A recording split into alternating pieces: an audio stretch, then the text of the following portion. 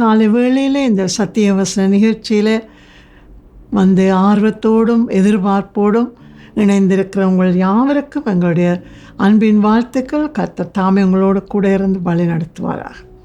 இன்றைக்கு ஒரு கேள்வியோடு இந்த தியானத்தை தொடங்கலாம் என்றிருக்கிறேன். உங்களோட வாழ்க்கையில் எப்பொழுதாவது யாராவது உங்களை பார்த்து ஆச்சரியப்பட்டிருக்கிறார்களா? இந்த ஆச்சரியம் 2 விதமாக இருக்கும். ஒன்று, ஐயோ இப்படியோ இருந்தவங்க இன்றைக்கு இப்படி ஆயிட்டாங்களே, அப்படி ஒரு ஆச்சரியம். அது எதிர்மறையான ஆச்சரியம். இப்படி இருந்தவங்க இன்றைக்கு அப்படி வந்துட்டாங்களே, அதுவும் ஒரு ஆச்சரியம். அது நேர்மறையான ஆச்சரியம். ஏதாவது உங்களோட வாழ்க்கையில் நிகழ்ந்திருக்குமா? இன்றைக்கு ஆண்டவரங்களை பார்த்து எந்த விதத்தில், நேர்மறையாகவா எதிர்மறையாகவா, எந்த விதத்தில் ஆச்சரியப்படுவார்? கொஞ்சம் உங்களை குறித்து சிந்தித்து பார்ப்போம். சமீபத்தில் ஒரு தேவ ஊழியன் எனக்கு கொடுத்த இந்த சவாலைத்தான் நான் இன்றைக்கு உங்கள் முன்பாக வைக்க விரும்புகிறேன். இந்த பரிசுத்த வேதாகமத்தில் 4 சுவிசேஷங்கள் இருக்கிறது எங்களுக்கு தெரியும். பல சம்பவங்கள் 4லும் இருக்கும், சிலது 3ல் இருக்கும், சிலது 2ல் இருக்கும், சின்ன சின்ன வித்தியாசங்களோடு இருக்கும். ஆனால் இயேசு ஆச்சரியப்பட்டார் அப்படி என்ற வார்த்தை, இயேசு ஆச்சரியப்பட்டார் என்ற சொல்லு 2 சம்பவங்களில் தான் பதிக்கப்பட்டிருக்கிறது. அது 2 சம்பவத்தை நான் உங்களுக்கு சொல்லுகிறேன். முதலாவது நாங்கள் பார்க்கலாம், மாற்கு சுவிசேஷம் 6ஆம் அதிகாரம்.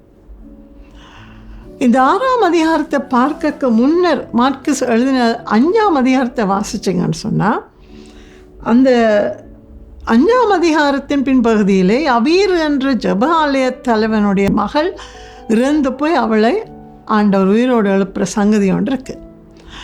அவருடைய வீட்டுக்கு போகிற வழியிலே ஒரு பெண் 12 ஆண்டுகளாக வியாதிப்பட்டிருந்த பெண் அவருடைய வஸ்திரத்தின் ஓரத்தை தொட்டு சுவப்பட்டாள் என்றெல்லாம் இருக்கிறது.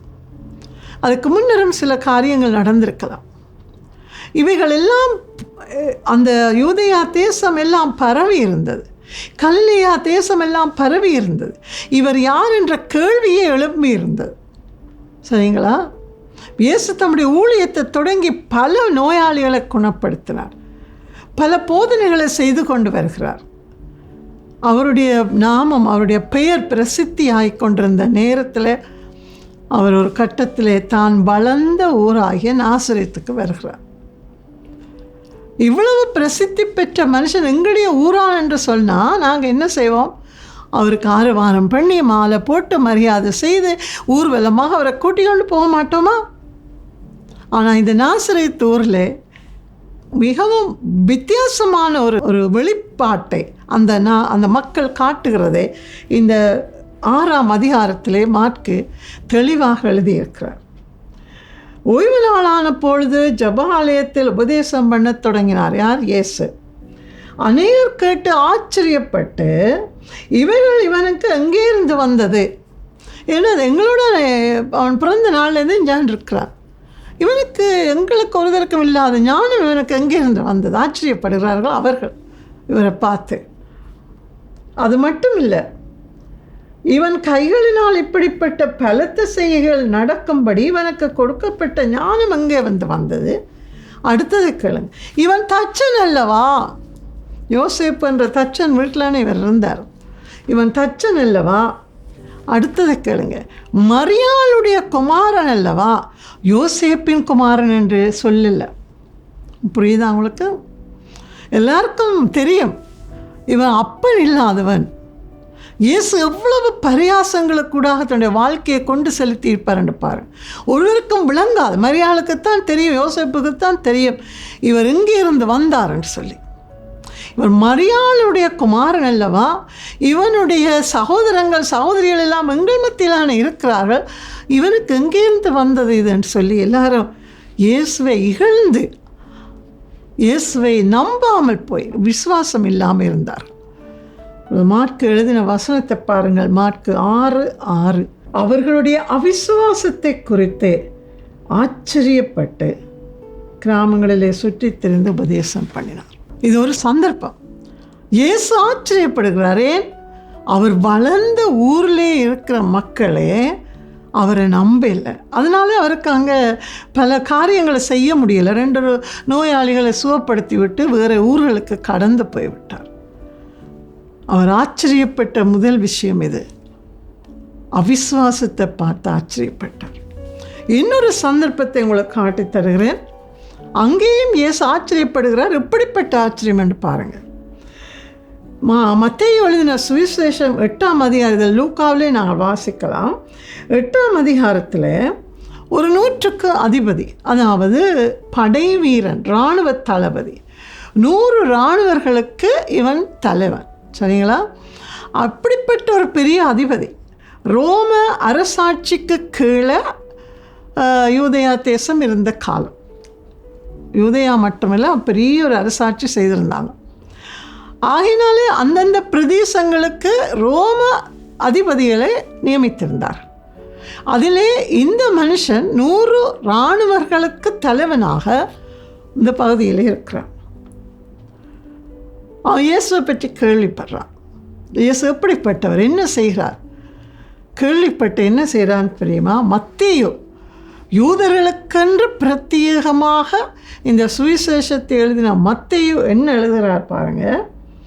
இயேசு கப்பர்நகூமில் பிரவேசித்த போது, கப்பர்நகூம் என்ற இடம் கலிலேயாவுக்கு கிட்டடியான இடம், அங்கே தான் இந்த சம்பவம் நடக்கிறது. அங்கே இயேசு வந்தபோது 100க்கு அதிபதி ஒருவன் அவரிடத்தில் வந்து, ஆண்டவரே, என் வேலைக்காரன் வீட்டிலே திமிர்வாதமாய் கிடந்து கொடிய வேதனைப்படுகிறான் என்று அவரை வேண்டிக் கொண்டான்.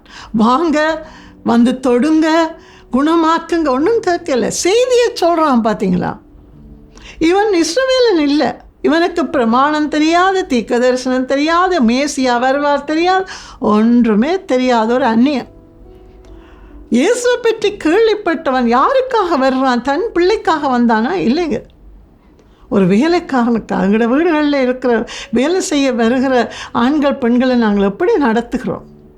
ஒரு வேலைக்காரனுக்காக ஒரு 100க்கு அதிபதி இயேசுவிடத்தில் வந்து செய்தி மட்டும்தான் சொல்கிறான். ஆனால் இயேசு என்ன சொல்கிறார்?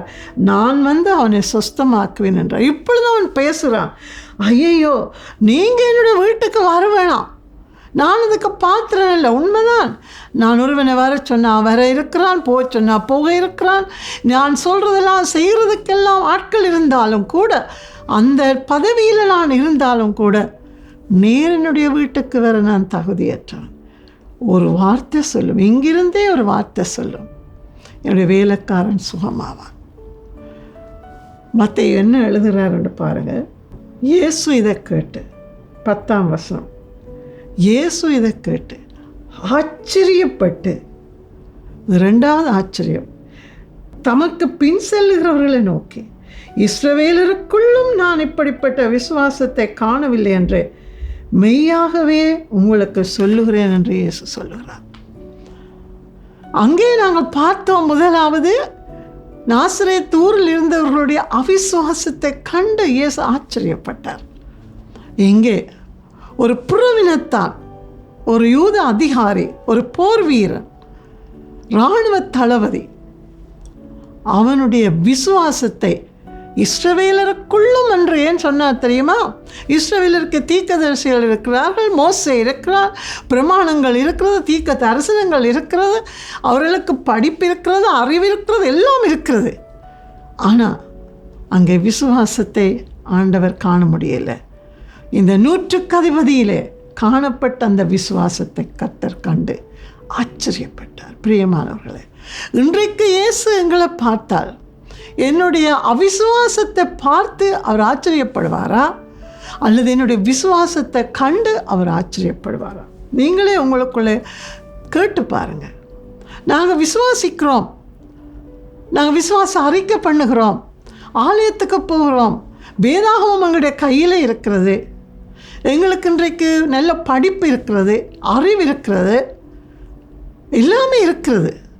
ஆனால் ஒரு பிரச்சனை என்று வரும் பொழுது தடுமாறி எத்தனை மனுஷனை நோக்கி ஓடுகிறோம், எத்தனை காரியங்களை நாங்கள் செய்ய பிரயாசப்படுகிறோம். அந்த ஆண்டவரிடத்தில், எல்லாவற்றையும் அறிந்த ஆண்டவரிடத்தில் ஓடிப்போக நாங்கள் தடுமாறுவது ஏன்? யோசிச்சு பாருங்கள்.